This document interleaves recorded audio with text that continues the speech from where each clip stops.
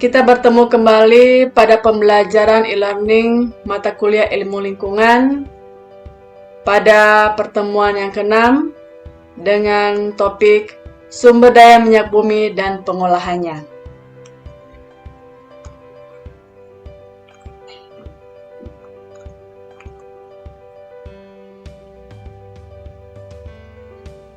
Minyak bumi diawali dengan pengertian minyak bumi itu sendiri.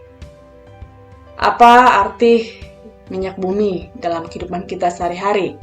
Nah, sesungguhnya minyak bumi merupakan campuran cairan yang terdiri dari berjuta-juta senyawa kimia. Senyawa ini terbentuk dari dekomposisi yang dihasilkan oleh fosil tumbuh-tumbuhan dan hewan. Minyak bumi ini merupakan komoditas hasil tambang dengan peran yang sangat penting dalam kehidupan manusia, terutama sebagai sumber energi.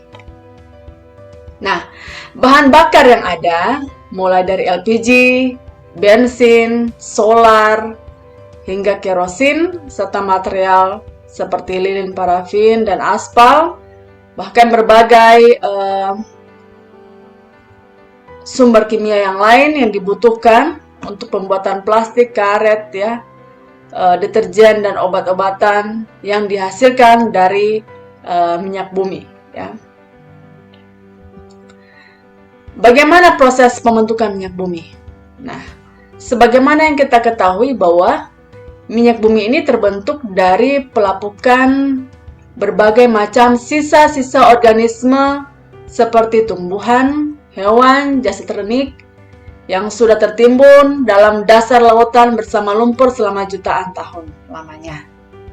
Nah, lumpur tersebut akan berubah menjadi berbagai batuan sedimen yang berpori, sedangkan sisa-sisa organisme akan bergerak ke tempat yang tekanannya lebih rendah dan terkumpul pada sebuah daerah perangkap, yaitu batuan kedap.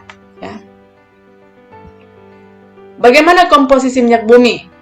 Nah, secara detail kita tidak membahas bagaimana komposisi sehingga terjadi sebuah proses yang menjadi minyak bumi yang betul-betul diolah, kemudian itu bisa menjadi satu wadah, satu tempat, satu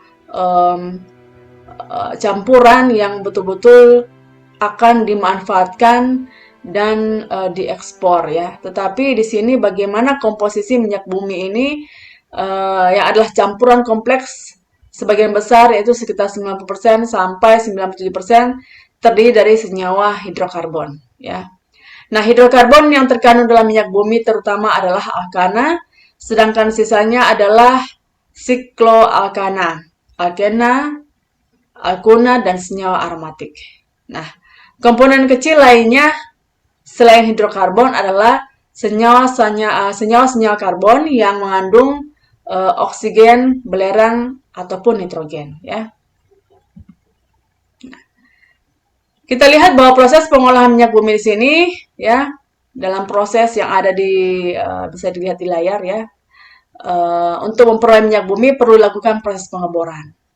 Ternyata dalam mengolah minyak bumi itu memang membutuhkan sebuah proses ya, proses yang panjang untuk mendapatkan hasil yang terbaik ya. Minyak bumi yang ditemukan biasanya akan bercampur dengan gas alam ya. Jadi kita lihat sini ada gas-gas yang terbentuk ya, tetap ada rantai karbon ya. Jadi ada seperti yang saya sebutkan tadi ada hidrokarbon ya di situ. Nah, apa sih manfaat minyak bumi? Ya, manfaat atau kegunaan minyak bumi ini adalah sebagai bahan bakar kendaraan. Ya, kita sebagian besar menggunakan bahan bakar jika kita beraktivitas. Ya, biasanya seperti itu. Ketika kita menggunakan kendaraan umum, yang pasti menggunakan bahan bakar. Ya.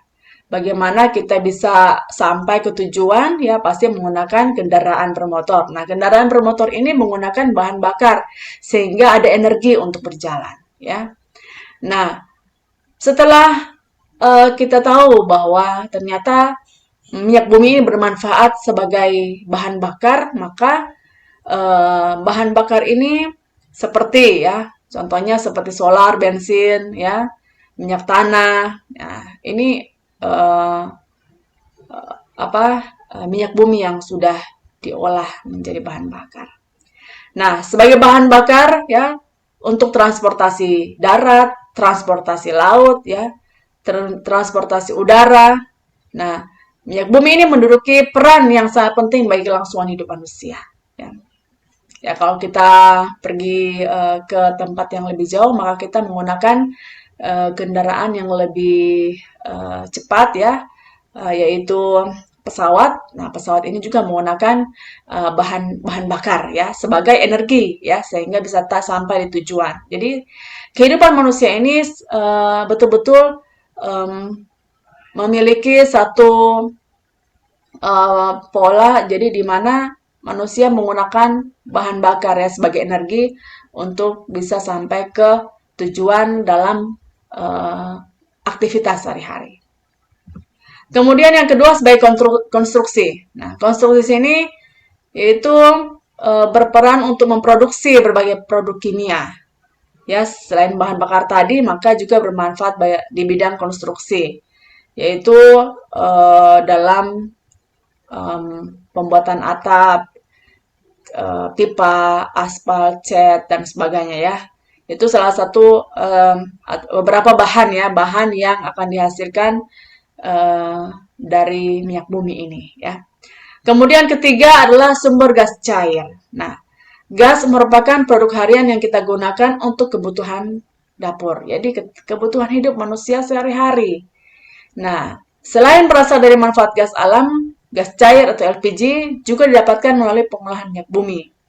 Nah, gas cair ini merupakan produk bernilai tinggi dari sumber minyak bumi yang telah diolah dengan proses penyulingan dan pemurnian yang khusus. Ya. Kemudian kegunaan yang keempat adalah produksi bahan serat. Nah, misalnya rayon, polyester, nilon, dan bahan tekstil sintetis merupakan beberapa jenis bahan serat yang menggunakan komponen minyak bumi.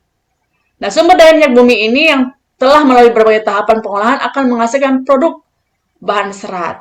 Nah, produk bahan serat tersebut dapat digunakan untuk bahan pembuatan pakaian, kain, atau uh, bahan tekstil yang berasal dari minyak bumi akan membuat pemakaiannya tetap hangat di musim dingin dan tetap sejuk di cuaca panas. Nah, biasa yang kita gunakan adalah pakaian ya. Pakaian itu merupakan kebutuhan dasar juga dari manusia ya. Nah, itu bahannya dari serat minyak bumi ya. Nah, itu yang digunakan untuk membuat pakaian ya. Jadi produksi bahan serat ini ternyata sangat berguna bagi manusia ya. Kemudian yang berikut adalah bermanfaat atau berguna untuk perlengkapan rumah tangga. Nah, banyak perlengkapan rumah tangga yang kita ketahui ya. Dan ternyata ini bahan dasarnya adalah minyak bumi ya, minyak bumi yang tanpa kita ketahui kita sudah menggunakannya.